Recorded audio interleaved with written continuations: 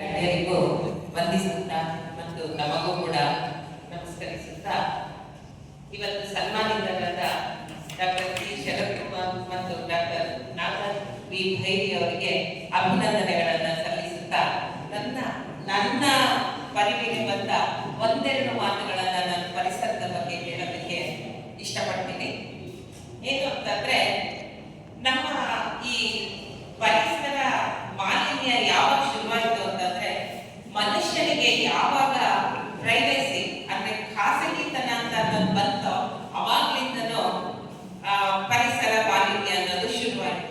ನಾವು ಈಗ ಒಂದು ಮದುವೆಗೆ ಹೋದ್ರೆ ತಟ್ಟೆ ಲೋಟ ಅಂತ ಇತ್ತು, ಸ್ಟೀಲ್ ಲೋಟ ಸ್ಟೀಲ್ ತಟ್ಟೆ ಅಂತ ಇತ್ತು, ಅದನ್ನ ಬಳಸ್ತಾ ಇದ್ವಿ. ಅದನ್ನೇ ಮತ್ತೆ ತೊಳೆದ್ಬಿಟ್ಟು ಮತ್ತೆ ಅದನ್ನೇ ಬಳಸ್ತಾ ಇದ್ವಿ. ಆದ್ರೆ ಈಗ ಎಲ್ಲ ಪ್ಲಾಸ್ಟಿಕ್ ಮಯ ಆಗಿದೆ, ಪ್ರತಿಯೊಂದು ಪ್ಲಾಸ್ಟಿಕ್ ಮಯ. ಎಲ್ಲರಿಗೂ ಅವ್ನು ಕುಡಿದಿದ್ದ ಹೆಚ್ಚು ನಾನು ಕುಡಿಯಲ್ಲ, ಆ ಲೋಟ ಕುಡಿದಿದ್ದು ಅವ್ನು ಕುಡಿದಿದ್ದ ನಾನು ಕುಡಿಯಲ್ಲ, ಈ ರೀತಿ ಒಂದು ಭಾವನೆಗಳನ್ನ ಬೆಳೆಸ್ಕೊಂಡು ಏನಾಗಿದೆ ಅಂತಂದ್ರೆ ಪ್ಲಾಸ್ಟಿಕ್ ಜಾಸ್ತಿ ಆಗ್ತಾ ಹೋಗಿದೆ, ಮನೆಗಳು ಜಾಸ್ತಿ ಆಗಿದೆ. ಅವಿಭಕ್ತ ಕುಟುಂಬ ಇಲ್ಲ, ಮನೆಗಳು ಜಾಸ್ತಿ ಆಗಿದೆ. ಮನೆಗಳು ಎಷ್ಟು ಜಾಸ್ತಿ ಆಯ್ತೋ ಪ್ಲಾಸ್ಟಿಕ್ ಕೂಡ ಅಷ್ಟೇ ಜಾಸ್ತಿ ಆಗ್ತಾ ಹೋಗಿದೆ. ಇನ್ನೊಂದೇನು ಅಂತಂದ್ರೆ ನೀರಿನ ಬಾಟಲ್ ಬಳಕೆ. ನೀರು ಮೊದಲಾದ್ರೆ ಕುಡಿಯೋದಕ್ಕೆ ಒಂದು ಡ್ರಮ್ ಇಡ್ತಾ ಇದ್ರು, ಸ್ಟೀಲ್ ಡ್ರಮ್ ಇಟ್ಬಿಟ್ಟು ಲೋಟ ಇಡ್ತಾ ಇದ್ರು. ಈಗಿಲ್ಲ, ಪ್ರತಿಯೊಬ್ಬರಿಗೂ ನೀರಿನ ಬಾಟಲ್. ನಾವು ದಾರಿಯಲ್ಲಿ ಹೋಗ್ತಾ ಇದ್ರೆ, ರಸ್ತೆಯಲ್ಲಿ ಬಸ್ಸಲ್ಲಿ ಕೂತ್ಕೊಂಡು ಕಾರಲ್ಲಿ ಕೂತ್ಕೊಂಡು ಹೋಗ್ತಾ ಇದ್ರೆ ಉದ್ದಕ್ಕೂ ನಮ್ಗೆ ಸಿಗೋದು ಪ್ಲಾಸ್ಟಿಕ್ ಬಾಟಲ್, ಪ್ಲಾಸ್ಟಿಕ್ ತಟ್ಟೆಗಳು, ಪ್ಲಾಸ್ಟಿಕ್ ಬೌಲ್ಗಳು. ಈಗ ಮದುವೆ ಮನೆಗಳಲ್ಲೂ ಅಷ್ಟೇ ಪ್ಲಾಸ್ಟಿಕ್ ಬೌಲ್ಗಳನ್ನ, ಪಾಯಸಕ್ಕೋ ಸ್ವೀಟ್ಗೋ ಇನ್ನೊಂದು ಏನದಕ್ಕಾಗ್ಲಿ ಪ್ಲಾಸ್ಟಿಕ್ ಬೌಲ್ಗಳನ್ನ ಬಳಸ್ತಾರೆ. ಇನ್ನೊಂದೇನು ಅಂತಂದ್ರೆ, ಈ ಹೋಟೆಲ್ಗಳಲ್ಲೂ ಅಷ್ಟೇ ಸ್ಟೀಲ್ ತಟ್ಟೆ ಲೋಟ ಇಲ್ಲದಂತಾಗಿದೆ.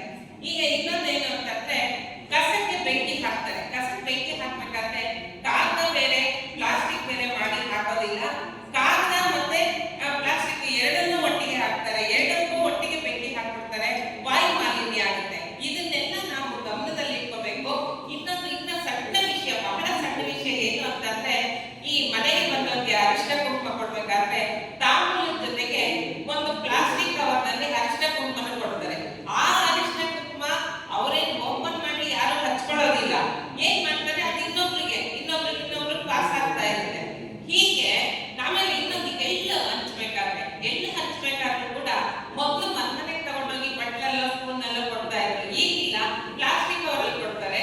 ಅದು ಮೀರಿ ಇವಾಗ ಸ್ಟೈಲ್ ಆಗಿ ಬಂದ್ಬಿಟ್ಟಿದೆ. ಏನು ಅಂದ್ರೆ ಡಬ್ಬಗಳು, ಬಹಳ ವಿವಿಧ ವಿನ್ಯಾಸದ ಡಬ್ಬಗಳು ಬಂದ್ಬಿಟ್ಟಿದ್ದಾವೆ, ಪ್ಲಾಸ್ಟಿಕ್ ಡಬ್ಬಗಳು. ಆ ಡಬ್ಬಗಳನ್ನ ಮನೆ ತುಂಬಾ ಪ್ಲಾಸ್ಟಿಕ್ ಮಯ, ಮನೆ ಪೂರ್ತಿ ಪ್ಲಾಸ್ಟಿಕ್ ಮಯ ಆಗೋಗಿದೆ. ಇದರಿಂದ ಏನಾಗಿದೆ ಅಂತಂದ್ರೆ ರೋಗ ರುಜಿನಗಳೇ ಜಾಸ್ತಿ ಆಗಿದೆ. ಆಮೇಲೆ ಯೂಸ್ ಅಂಡ್ ಥ್ರೋ. ಇನ್ನೊಂದು, ಇವಾಗ ನಾವು ಊಟ ತಿಂಡಿಗಳನ್ನ ಈಗೆಲ್ಲ ಪಾರ್ಸಲ್ ತರಿಸ್ತೀವಿ, ಎಲ್ಲ ಯೂಸ್ ಅಂಡ್ ಥ್ರೋ. ಯೂಸ್ ಮಾಡೋದು, ಥ್ರೋ ಮಾಡೋದು. ಥ್ರೋ ಎಲ್ಲಿಗೆ ಮಾಡ್ತೀರಾ?